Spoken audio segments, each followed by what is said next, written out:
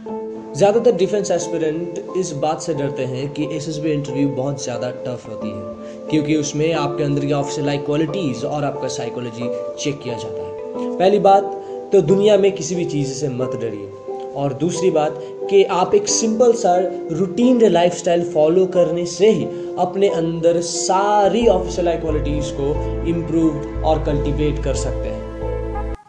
Hello friends, this is your friend Shedl, and today we are going to discuss about the ideal lifestyle to become an officer in the Indian Armed Forces. आज हम उस lifestyle के बारे में बात करेंगे जिसको follow करके ही एक defence aspirant Indian armed forces में एज एन ऑफिसर सर्व कर सकते हैं। और ये सारी बातें इंडियन आर्मी के retired officer colonel MM Nehru की लिखी गई किताब practice guide for becoming an officer में बताई गई है। अगर आपको भी इंडियन आर्म फोर्सेस यानी कि इंडियन आर्मी, इंडियन नेवी या इंडियन एयरफोर्स में एज एन ऑफिसर सर्व करना है, तो आपको भी हर एक प्रेजेंट ऑफिसर की तरह एसएसबी इंटरव्यू से होकर गुजरना पड़ेगा। Now what is SSB interview?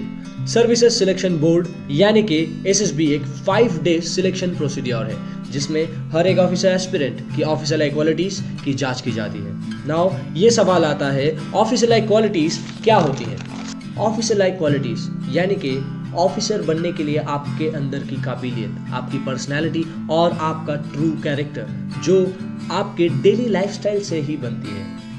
तो ऑफिसर लाइक क्वालिटीज अपने कैरेक्टर में ऐड करने के लिए आपके लाइफस्टाइल में क्या क्या चीज़ों में आपको ज़्यादा फोकस देना चाहिए? First, study sincerely and understood what was taught well.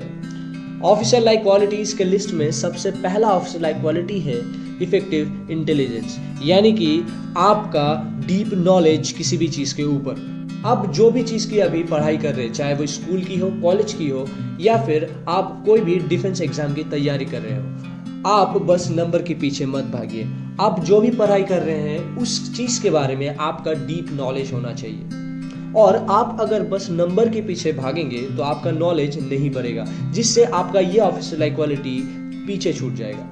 3 idiots movie में भी ये बात बताई गई थी कि बच्चा काबिल बनो काबिल, कामयाबी तो साली झक मार के पीछे आएगी। Second point, played some games and done some physical fitness exercises. आपको पता ही होगा brotherhood and fitness is the key to success, और गेम्स खेलना जैसे कि फुटबॉल, क्रिकेट, वॉलीबॉल, इनसे आप में ब्रदरहुड की भावना आती है और एक्सरसाइजेस करने से आप में चुस्ती फुर्ती और आपकी फिटनेस बरकरार रहती है। और आपको ये भी पता होना चाहिए कि the limit of an Indian soldier is the limit of his officer.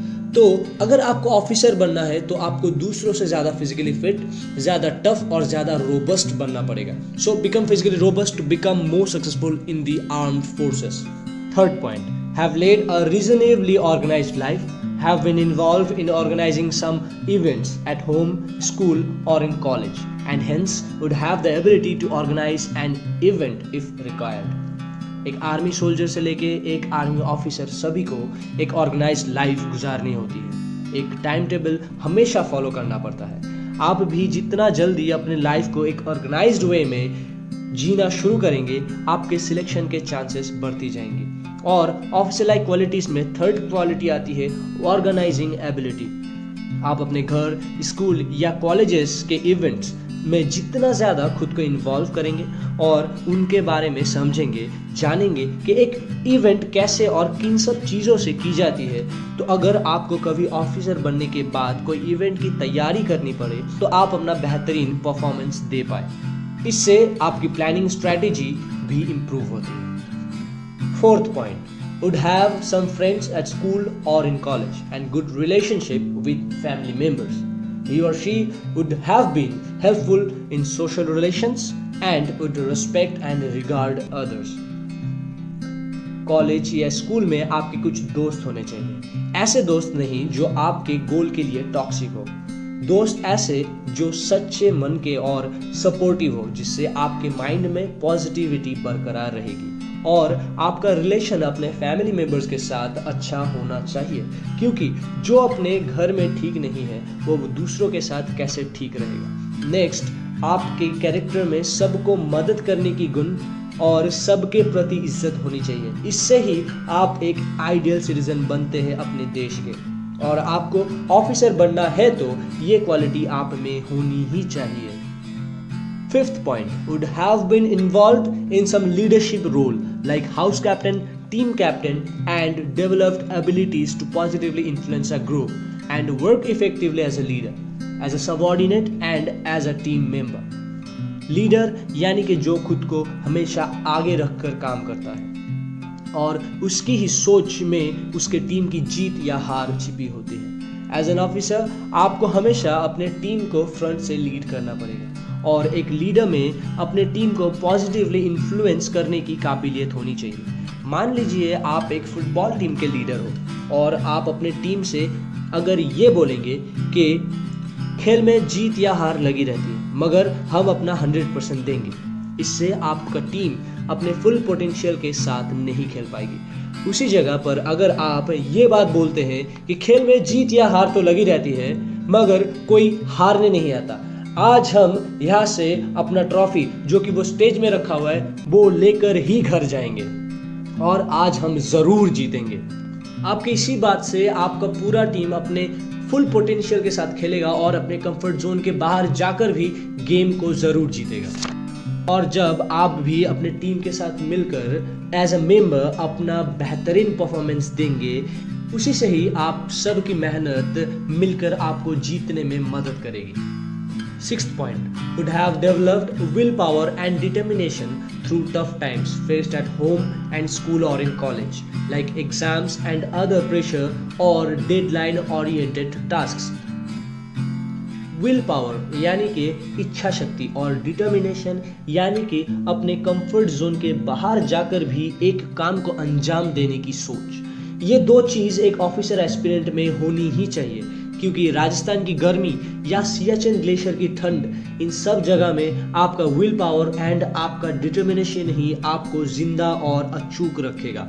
और ये सब चीज़ें स्कूल या कॉलेज के एग्जाम्स या कोई दूसरे काम जो आपको एक डेडलाइन के अंदर पूरा करना होता है और प्रेशराइज्ड करता है, उन्हीं को फेस करके और उनके ऊपर फतेह करके ही सीख सकते हैं।